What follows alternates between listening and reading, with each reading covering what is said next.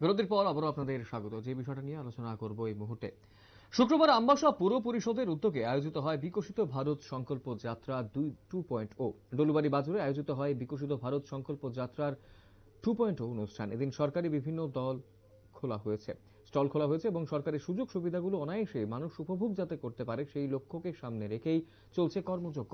অনুষ্ঠানে উপস্থিত ছিলেন পূর্ব ত্রিপুরা লোকসভা আসনের সাংসদ রেবতী ত্রিপুরা। এছাড়াও উপস্থিত ছিলেন আমবাসা পুর পরিষদের ভাইস চেয়ারম্যান গোপাল সূত্রধর, আমবাসা বিএসসি চেয়ারম্যান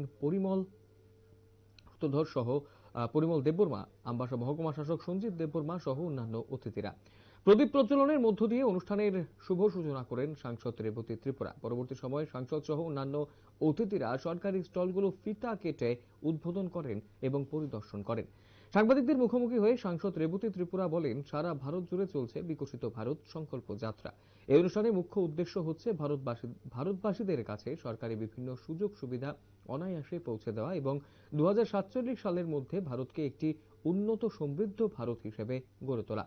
সে লক্ষ্যে ভারতের প্রত্যেকটি পঞ্চায়েতে চলছে এই কর্মযজ্ঞ। এর ফলে উপকৃত হচ্ছেন ভারতবাসীরা। সে লক্ষ্যে ত্রিপুরা রাজ্যেও বিভিন্ন স্থানে প্রতিনিয়ত চলছে বিকশিত ভারত সংকল্প যাত্রার কর্মসূচি। কি বলছেন আজকের এই অনুষ্ঠানে উপস্থিত হয়ে সাংসদ রেবতী ত্রিপুরা, শুনব।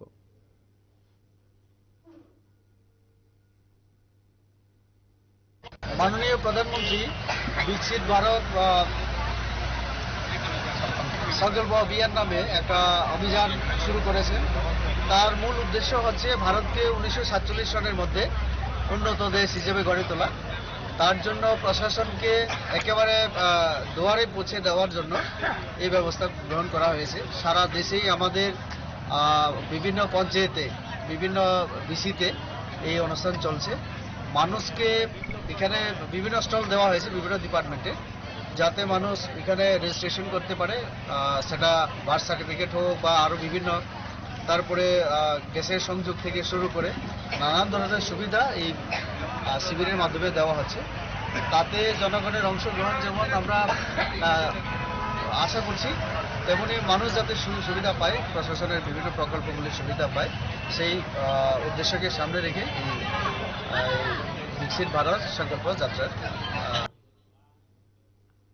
আপনারা শুনলেন সাংসদ রেবতী ত্রিপুরা কি জানিয়েছেন গোটা বিষয়টাকে কেন্দ্র করে, এবং এই বিষয়টাকে কেন্দ্র করে স্বাভাবিকভাবেই তিনি বিস্তারিতভাবেই তুলে ধরেছেন বিকশিত ভারত সংকল্প যাত্রার যা যা বিষয় রয়েছে।